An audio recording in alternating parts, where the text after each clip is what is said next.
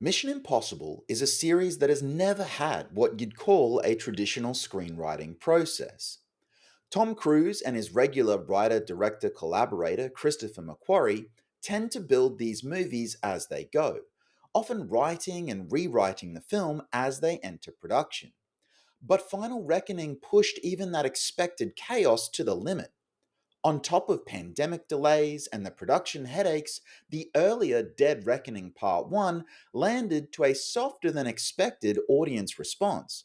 Not a flop, reviews were great, but the buzz just wasn't as strong as the franchise usually commands.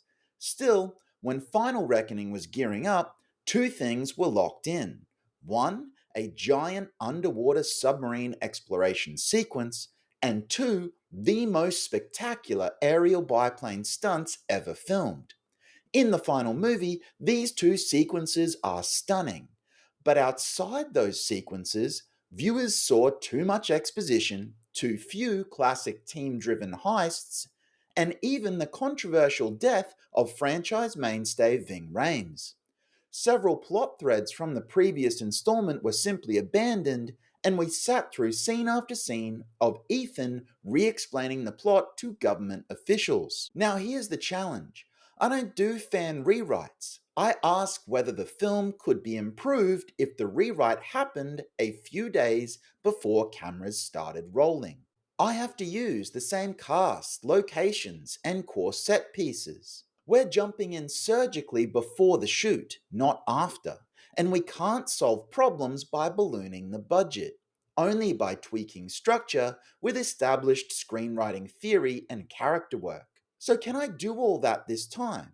Or will the behemoth that was Final Reckoning chew me up and spit me out as well? My name is Jim. I'm the script surgeon, and I'm choosing to accept the mission of fixing Mission Impossible: The Final Reckoning. Let's light the fuse. Chapter 1: Accept the Mission. We begin in the catacombs beneath London, featured in the original theatrical version. Grace arrives and is greeted by Ethan. It's been 6 months since the events of Dead Reckoning. In that time, the entity has gone quiet on all of its previous projects and is now solely focused on finding and killing Ethan, due to his disruptions of its plans in the previous film. But it's something of a mystery as to why it's been so tunnel visioned on this task, something we will explore later on in our version of the film. Now, Grace hasn't seen Ethan that whole time, and she's been training with the IMF. She's now been to every safe house in 4 countries till she finally found him. Benji, Luther, and Ethan are all a bit the worst for wear, given their extended period of hiding out, and Grace's objective here is to deliver Ethan his mission, which she now does. She also notices a bunk next to Ethan's that hasn't been slept in, but has a few personal effects of Ilsa's in it. One of the things that we need to do here is make Ilsa's death in the previous installment matter a lot more to Ethan. And we're seeding that here. This neat bunk is quiet and understated, a shrine of sorts, but Grace says nothing about it now. The mission briefing video isn't from the president like it was in the theatrical version, but it is instead from Eugene Kittredge, who has now resumed command of the IMF after the events of Dead Reckoning. Kittredge explains that while Ethan has been keeping the key safe, the rest of the IMF has been searching worldwide for the location of the coordinates of the sunken Sevastopol submarine. The only man who knew these coordinates was Denlinger, who is now dead. But the IMF believes that he stored the information safely before his death for future leverage, and now they finally think they know where. A safe house on St. Matthew Island in the Bering Sea, a location that looks to an outside observer like a lighthouse, but it is actually a offline CIA black vault that has no outside connections to networks or the internet. Kittredge reminds the team that the coordinates of the Sevastopol are vital because it is the location of the entity's source code, which is housed on a drive called the Podkova, deep within the Sevastopol systems. Ethan's key from the previous film unlocks the vault on the submarine that stores the Podkova, which could potentially control the entity. Here, we're really crystallizing the plot.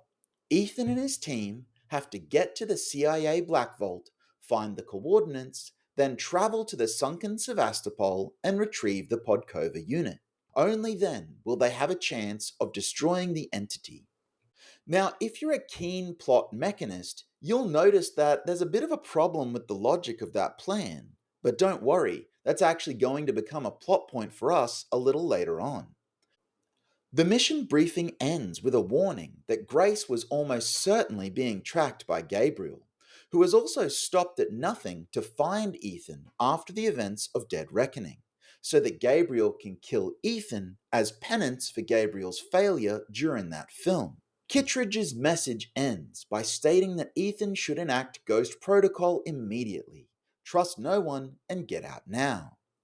This launches the team into instant action as the message self destructs and they pack their most important gear in 20 seconds before bolting through the catacombs, just as Gabriel's men storm the hideout. A foot chase now through the catacombs, with Ethan and his team desperately evading Gabriel and his forces. Gabriel looks much less composed than in the previous film, a result of his fall from favour and fanaticism in the 6 months that's passed. Now, this sequence will be expanded a little to include multiple assailants and Ethan's entire team in the escape. There was already some brief action in the London catacombs featuring Ethan and Luther in the theatrical cut, so we're safe here from our production constraints requirements. Also, we won't be killing Luther here at this time, instead, keeping him alive for the rest of the story. In the end, Ethan's team evades Gabriel's forces, but they end up divided, with Grace and Benji together, and Luther and Ethan together. Ethan and Luther talk. Luther's explaining that he's been concerned about Ethan for a while, and Ilsa wouldn't want him to be paralyzed by grief here. Ethan, however, is all about the mission, asking if Luther managed to salvage his poison pill. Luther will confirm that he has it. He hasn't worked on the thing for 6 months just to lose it now. The audience won't be quite sure what they're referring to at this stage, but we're seeding some things for later here. Then, we'll cross to Grace and Benji, who also talk about the last 6 months. Grace wondering how Ethan is in particular, and Benji admitting that Ethan hasn't been good after Ilsa's death. Grace, for her part, has completed basic IMF training, but she isn't actually cleared fully for field work. She's uncertain at why Kittredge rushed her into service here. Benji says he's heard stories of what the IMF used to be like the last time Kittredge was in charge, and none of those stories are good. They meet Ethan and Luther at the getaway rendezvous vehicle, and soon the team is speeding away from London. Chapter 2: Prison Break. Ethan takes them to a nearby IMF cargo plane and they're soon airborne. We'll play here on the idea that the IMF has several vehicles and planes hidden or stored near every major city centre. It's a trope that's been used in Mission Impossible before fairly frequently. Once they're airborne, Luther notes they aren't on course for St. Matthew Island, and Ethan confirms that they have a stop to make first. They need to get Paris, Gabriel's former assassin, who's been taken to a high security prison in the Swiss Alps in the intervening months since Dead Reckoning. Ethan's been planning the prison break the entire time they've been hiding out, and he has it all worked out. Now, while the prison break was a sequence in Final Reckoning, we're going to expand it here much like the London catacombs. It's going to be hard because we can't use a lot of visual effects or stunts to maintain our production constraints. The original prison break in Final Reckoning was essentially confined to one nondescript hallway. Still, it's necessary to have a classic mission sequence with the whole team contributing, using masks and gadgets creatively, and using their smarts to get to a guarded prison. Similar to sequences in previous mission films, where obviously the Langley break-in in the original Mission Impossible is referenced, as well as the Kremlin infiltration in Ghost Protocol, and especially the spectacular Vatican infiltration in MI3. The theatrical version of Final Reckoning tried to do some franchise callbacks as well, in ways that didn't particularly work well for me. The idea that what was clearly a bioweapon in MI3's Rabbit's Foot was somehow retconned here into a component of an AI computer system, well, that didn't work well for me. But I get the intent there, which was to honor the franchise. And I'm trying to do the same thing by providing a real Mission Impossible style sequence instead of a retcon of previous movies. Now, that said, I am kind of going to do a retcon a little bit later on, but that's a bit different and we'll save that for a moment. Once they've got Paris, they'll be back on track to St. Matthew Island, this time with Paris giving them information of who they're really up against. We'll do a large mission display on the wall of the plane, similar to the tech cache train car in Ghost Protocol. Here, Paris will outline the three other hitmen that Gabriel almost always uses to get the job done, and she'll build each of them up as real threats. The group now knows what they're up against. The button on this scene after the briefing section breaks up will be a quiet moment between Paris and Ethan, where she reminds him that she owes him for saving her life at the end of Dead Reckoning, and she doesn't forget a debt. Ethan's response is that she's part of the team now, and there's nothing owed. A quiet look from her, though, reveals that she sees things differently. Chapter 3: A Shadow of the Past. The team touches down on St. Matthew Island, but we're going to change a few things about this location. Donlow's house wasn't a particularly cinematic location in my view, and it was also unclear if it was his home or somehow a CIA facility, so this time the secure black site will be a lighthouse that has circular interior walls covered with secure parcel lockers and servers. The idea here is not that Donlow is monitoring a remote research station, but rather that he is the secret keeper for the CIA. We will also be removing the subplot of Donlow's wife, making him instead a more complex figure whose life really has been ruined inadvertently by Ethan due to his humiliation by Ethan way back in the first Mission Impossible film from 1996. As they approach the lighthouse, Grace will comment on a small device that Ethan has been careful to carry around in his pocket ever since the catacombs. She wonders what it is, and Ethan says it's a message from beyond. It arrives soon after she died. He hasn't listened to it yet. They won't get a chance to say more though, because they'll arrive at the lighthouse entry, and they'll be greeted by Donlow. Ethan will register surprise at Donlow's presence, and Donlow has a tinge of bitterness, but no real ill will towards Ethan here. Donlow will explain that after the Langley break-in in 1996, he was transferred here, but he's too valuable an asset to completely sideline. The vault that Ethan broke into in Langley didn't just house the knock list. Instead, Donlow was working on 86 active projects at that terminal, all offline for the CIA. Luther interjects here, suspicious. What kind of projects? And Donlow responds vaguely, code-based, cyber fraud, AI. The group shares some knowing looks at this. Donlow leads them to the locker assigned to Denlinger, and there is a scrap of paper inside with coordinates. Ethan can't believe it. Finally, after all this time, he has the location of the Sevastopol. Grace asks a question at this point. If Kittredge had information that Denlinger hid the coordinates here, and it was as easy as a phone call to Donlow to get them, well, why send Ethan and his team? Benji chimes in, it's like he wanted us here for some reason. At that point, Gabriel's voice sounds over the compound speakers.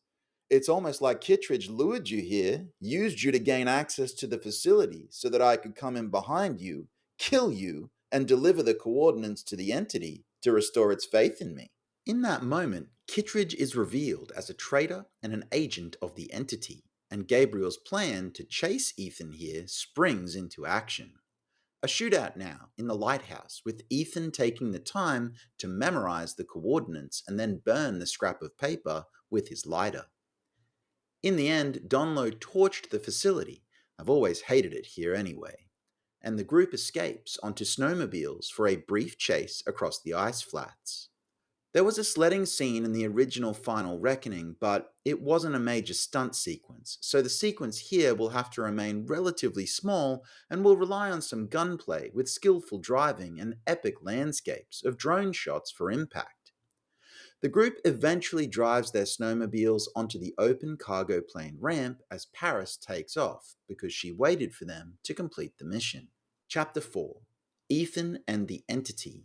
The team regroups on the plane. Ethan video calls Erica Sloan, now President of the United States. He says that after his service to her in exposing and eliminating the mole August Walker, which is of course a reference to Mission Impossible Fallout, she said she owed him a favor, and he'd now like to call it in. Fair warning, it's a big one. He asks what military assets she currently has in the Bering Sea. We cut away to Kittredge on the phone with Gabriel. He's angry. You assured me that if I got him to that lighthouse, you could take him out and make it right with the entity. You failed. Gabriel is belligerent. You came to me after Venice went sideways, saying you wanted to be on the winning side.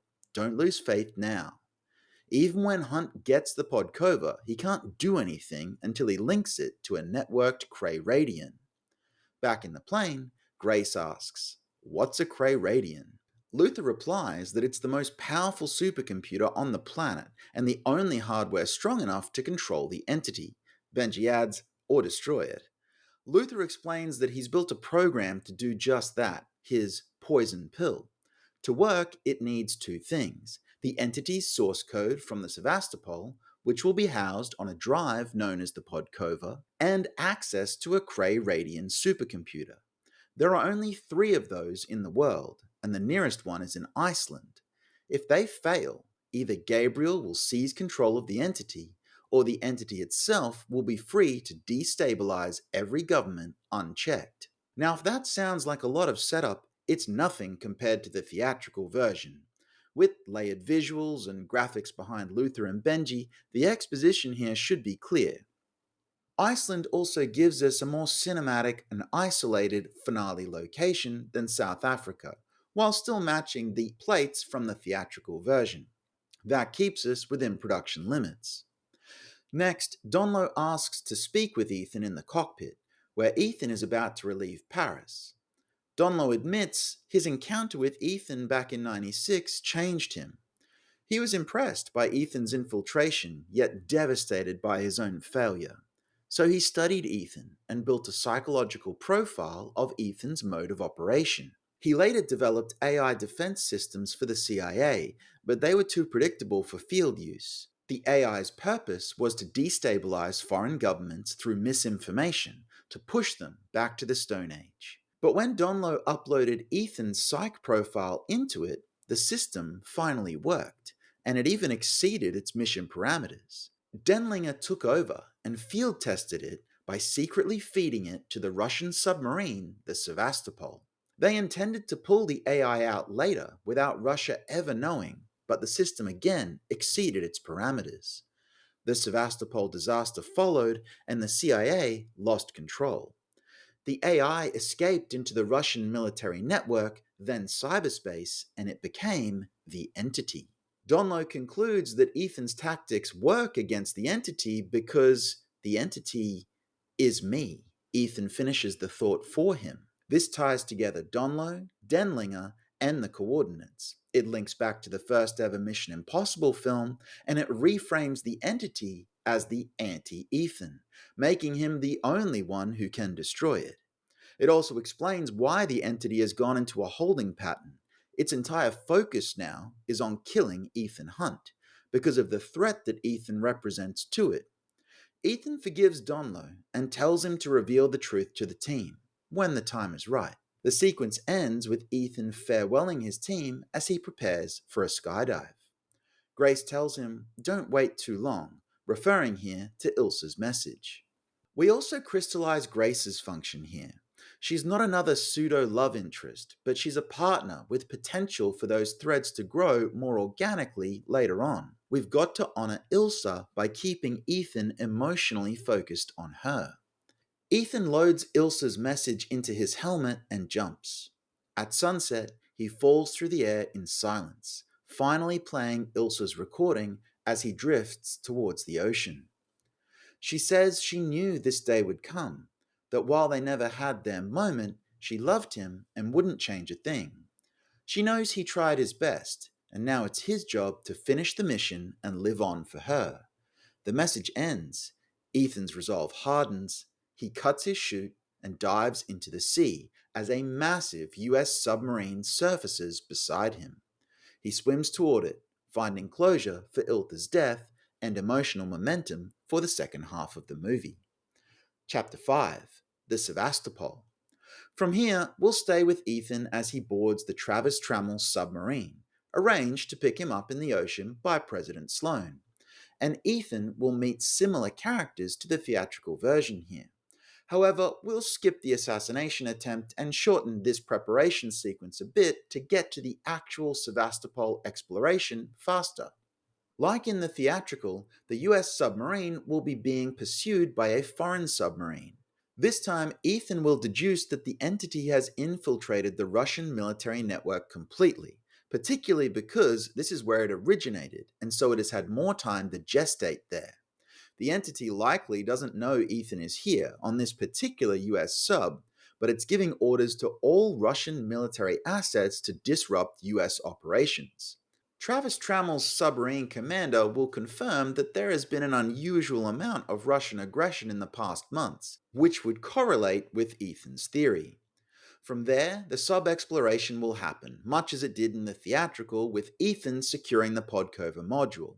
However, we won't be able to have Ethan surface under the ice, so instead I'll have him set off an emergency distress flare, and he'll get rescued by Navy divers and brought aboard an aircraft carrier, also arranged for him by President Sloan. We won't be able to cut it quite as fine with his decompression sickness as we did in the theatrical, because of the nature of his rescue here. Ethan will be debriefed by Hannah Waddington's military commander character on the aircraft carrier, preserving her casting from the theatrical version. She'll mention that the president had given him carte blanche, and she asks him what his plan is. He says he needs to get to Iceland to meet his team and that he'll also need transport. He'll notice two nimble biplanes on the aircraft carrier and notice that they aren't military issued.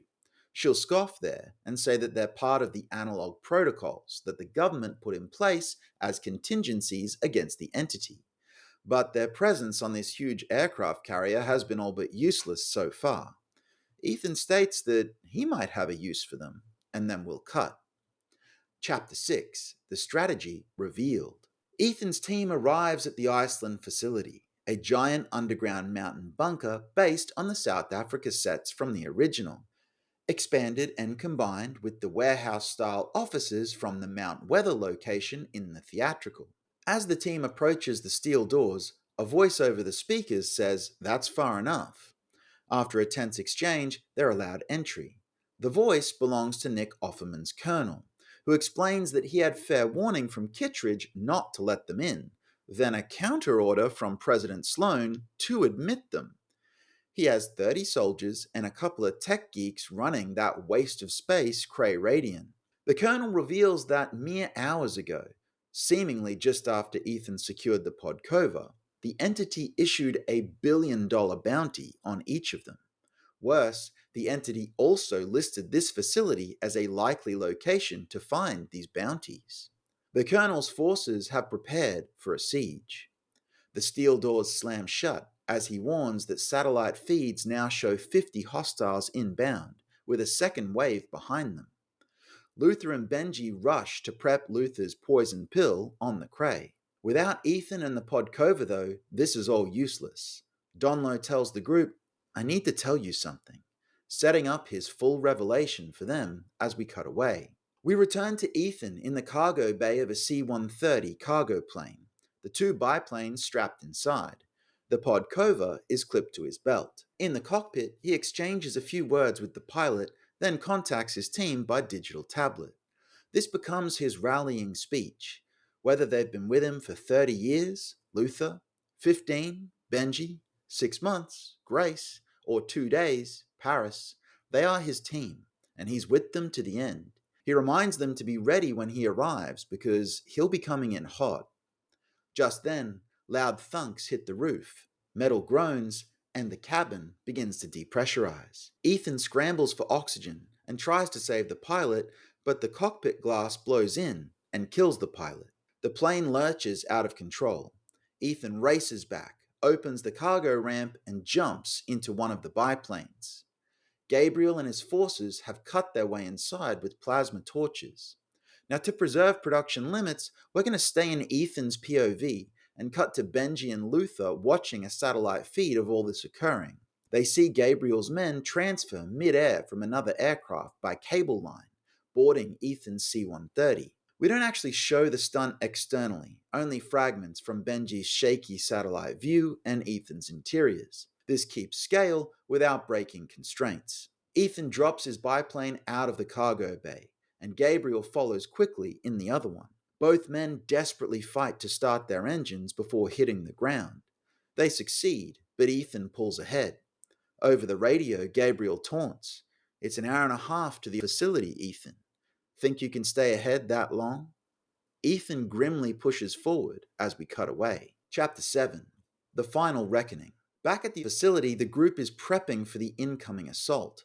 Offerman's colonel explains that the facility is a rabbit warren of caves, hallways, and vents, and that while the main door can be blast sealed and it looks impressive, there are several other ways inside, and not all of them will hold up against an assault. Benji rightly suggests that the mercenaries' main objective will be to kill them, but also to destroy the Cray-Radian computer at the heart of the facility. If it's gone, then Ethan delivering the Podkova will be useless. Luther and Donlow patch into the Cray-Radian and work furiously at their computers to finish Luther's program to burn the entity out of the internet. They'll still need Ethan's Podkova to complete the sequence, but Donlow's knowledge of the entity's creation is valuable to Luther, and he's adapting his coding accordingly. Paris will ask Donlow at one point, "If you created the entity, don't you know the source code? Why are we waiting for it from Ethan?"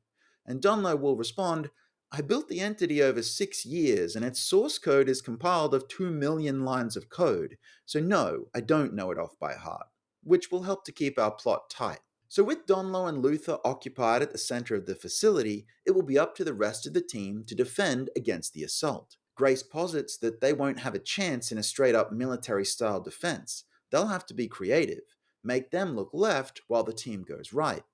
This will remind audiences of her sleight of hand pickpocket background and confirm her usefulness to the team here. So Grace will functionally be running their strategy, with Paris as the trigger woman and Benji serving as the gadget man, pulling all the IMF gear that they had from the plane ready to use it here. This will be our greatest hits of IMF gadgets from the previous Mission Impossible films. The sticky climbing gloves, the hallway mirror screen from Ghost Protocol, the explosive gum from the first film, a rack of 4 mask-making printers from MI3. The team will prepare for the attack, with Paris explaining the weakness of Gabriel's assault team, who are likely to be leading the charge. Then, it will begin. In the air, with the facility a mere 20 minutes away in flight time, Gabriel will finally catch up to Ethan, and this will allow us to start the biplane stunt sequence from the theatrical, except this time it will begin with Gabriel chasing Ethan, not the other way around. Similar to the spectacular sequence in the theatrical, this will be the major set piece of the film, with transfers between the planes and collisions, etc., as Ethan continues towards the Iceland mountain facility. As this happens, we'll be cross-cutting back and forth to the team in the tunnels, desperately fighting off the superior numbers with their IMF trickery. They'll use masks to impersonate Gabriel's team leading the attack. They'll block corridors with the deceptive curtain projector, allowing them to hide automated gun turrets behind screens and take out the enemies, mash the explosive gum against foes' equipment, and generally wreak havoc against the superior numbers. Eventually, the ground IMF team will be successful, just as Ethan dispatches Gabriel in the air. Benji opens the giant blast doors, now ready for Ethan's arrival. Ethan will parachute in the tunnel entrance with his chute on fire, preserving a key stunt from the theatrical version, and then he'll run towards the blast doors just as they start inexplicably closing again. Offerman's colonel shouts a warning. The entities breached the facility's systems. Benji will have to cut the power to the doors to stop them from closing fully just to allow Ethan entry. Reunited with his team at the Cray-Radian supercomputer terminal, Ethan will ask if he's too late, but Luther will mention that the Cray is an offline system. They've got manual control over when it goes live to interact with global systems. Ethan just needs to insert the Podcover module, and Luther's software will integrate with it automatically and network the computer, effectively killing the entity. Ethan is about to insert the module when Kittredge suddenly appears and shouts for him to stop. He's pointing a gun at Grace, and he'll kill her if Ethan inserts that module. Offerman's colonel notes that the world will remain in the grip of a malicious AI if Ethan doesn't insert the module. Ethan hesitates, stuck. He won't sacrifice one life for the fate of the world. It's just not in his DNA. Just then, a voice echoes over the speakers of the facility for all to hear. It sounds like Ilsa, but it is actually the entity, impersonating her for a psychological effect on Ethan. It implores Ethan to destroy the Cray computer and surrender the Podcover to Kittredge, and then it will finally give him what he's wanted for some time now, for it all to end. The entity will take his place protecting humanity, and Ethan will be able to die in peace and at last be with Ilsa. At that moment, Grace speaks up. "It's okay, Ethan," she says. "It's my fault she's dead. If I hadn't delayed you in Venice, you'd have made it to her in time. I should have died then, so I'm making this choice for you now. This is my mission, and I accept it." At that, Grace launches herself at Kittredge, and the gun he's holding goes off. Ethan slams the Podcover into the Cray Radian, and there is a surging sound and a flickering light as every screen in the room is briefly filled with the image of the pulsing entity, before all go black at once. Ethan rushes to Grace, who is sorely wounded. She reaches up and pulls off her mask to reveal that it is actually not Grace, but Paris. She smiles weakly. "You save me, I save you, now we're even." And then she dies. The real Grace appears, and Ethan reunites with her and the rest of the team. A voiceover from President Erica Sloan reveals that the entity was destroyed. Ethan and his team were triumphant, and the IMF has a new director, implied through visuals to be Ethan Hunt. The end. Chapter 8: Constraints and Compromises. This was tough.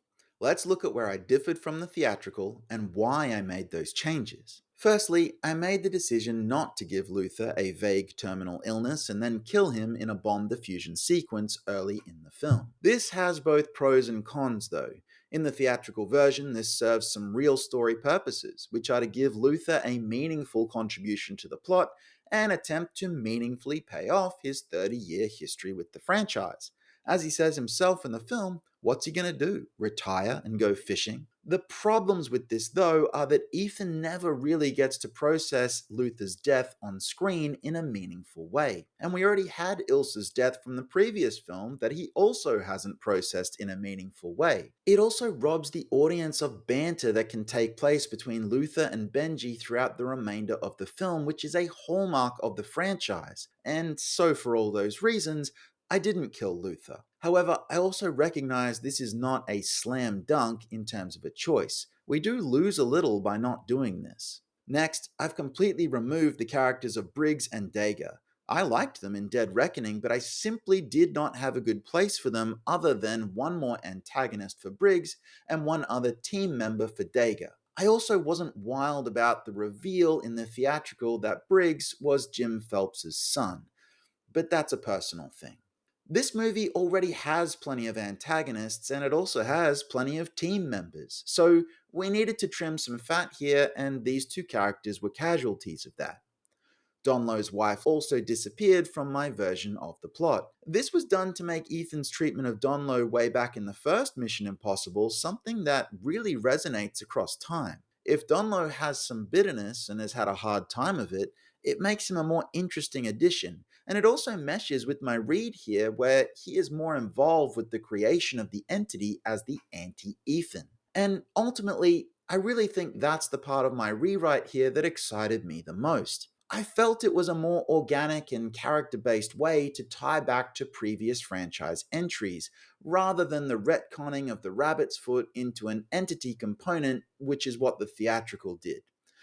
I also really wanted to bring back some of the Mission Impossible team dynamics of previous installments.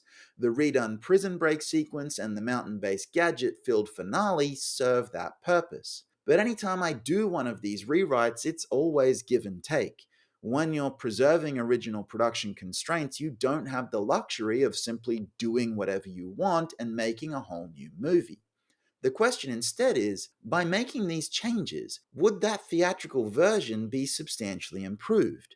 I chose to tighten this down, pay off Ilsa's death in a way that revealed itself over the course of the film, and I removed an almost 50-minute block of pure exposition from the theatrical cut while injecting more of the Mission Impossible team dynamics.